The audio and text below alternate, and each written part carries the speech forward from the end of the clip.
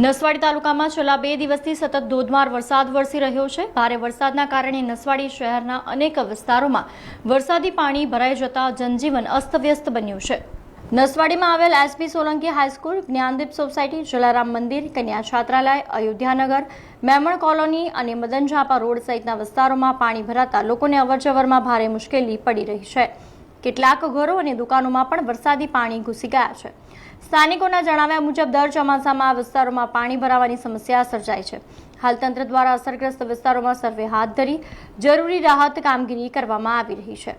નસવાડી તાલુકામાં ગઈ સતત 2 દિવસથી 3 દિવસથી ખૂબ વરસાદ, ભારેથી અતિભારે વરસાદ વરસી રહ્યો છે અને ઠેક ઠેકાણે પાણી ભરાય છે। આજે આપ જોઈ રહ્યા છો અમારી પાછળ કે હાઈસ્કૂલની ગ્રાઉન્ડની અંદર ઘૂંટણસમાં પાણી ભરાઈ ગયા છે અને વર્ષોથી આ સમસ્યાઓ સર્જાતી આવી છે। નાના અમથા વરસાદમાં બી નસવાડીના ગ્રાઉન્ડની અંદર પાણી ભરાઈ જાય છે। નસવાડીનું એકમાત્ર એવું ગ્રાઉન્ડ છે, મોટી સ્કૂલ છે, હાઈસ્કૂલ છે, ત્યાં હજારો બાળકો અહીંયા અભ્યાસ કરે છે, પરંતુ તંત્રની બેદરકારી કહો કે નિષ્કાળજી કહો કે ઘણા વર્ષોથી અહીંયા પાણી ભરાય છે પણ કોઈ પ્રોપરલી કાયમી સોલ્યુશન આ લોકોએ લાયા નથી।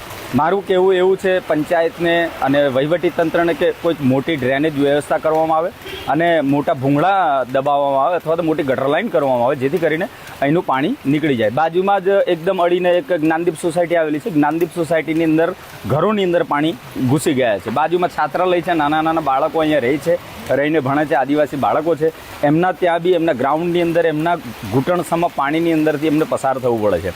તો કહેવાનો મતલબ એવો છે કે તંત્રને થોડી તાકીદ લેવી જોઈએ, ધ્યાન રાખવું જોઈએ અને ગટર લાઇનની વ્યવસ્થા પ્રોપરલી કરી અને આ પાણીનું કાયમી સોલ્યુશન લાવે એવી મારી નમ્ર અરજ વિનંતી છે। આ 24 કલાકથી નસવાડી ગામમાં ધોધમાર વરસાદ પડી રહ્યો છે અને આપણે જાણીએ છીએ કે આ વિષય આજનો નહીં, આ વિષય વર્ષોનો છે કે અહીંયા આગળ હાઈસ્કૂલ છે અને હાઈસ્કૂલની બાજુમાં ડુંગર છે। ડુંગર ઉપરથી પાણી નીકળે તો હાઈસ્કૂલની અંદર જમા થાય છે અને હાઈસ્કૂલથી લઈને ઠેઠ આ વિશ્રામ ગૃહ સુધી બધે એરિયા પાણીની અંદર જતો રહે છે।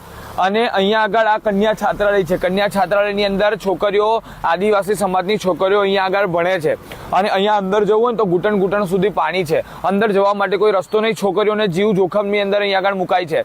તો તંત્રને જાગવું જોઈએ, તંત્રને સમજવું જોઈએ કે અહીંયા આગળ આટલું પાણી ભરાય છે તો એનો નિકાલ કોઈ કરવો જોઈએ, ડ્રેનેજ સિસ્ટમ બનાવવી જોઈએ, જેથી કરીને અહીંયા આગળ જ્યાં પાણી ભરાય છે તો જીવનું જોખમ ન રહે। આખું નસવાડીમાં અત્યારે બધે પાણી ઉતરી ગયું છે, બધું શાંતિ છે, પણ નીચાણવાળો વિસ્તાર છે ને એની અંદર એટલું અઢળક પાણી છે કે અંદર જવું હોય ને તો ઘૂંટણ સુધી, કમર સુધી પાણી જતું રહે છે, એટલું ઊંડાણ છે। અને એ આદિવાસી છોકરીઓ અહીંયા આગળ જે ભણે છે, જે કુમાર ભણે છે, જે વિદ્યાર્થીઓ ભણે છે, તો એ લોકોને રાત્રે એકદમ પાણી વધી ગયું અને જીવનું જોખમ હોય તો ક્યાં ભાગે? આ એક મહત્વનો મુદ્દો છે, તો આ તમારે સમજવો જોઈએ અને તંત્રને જાગવું જોઈએ।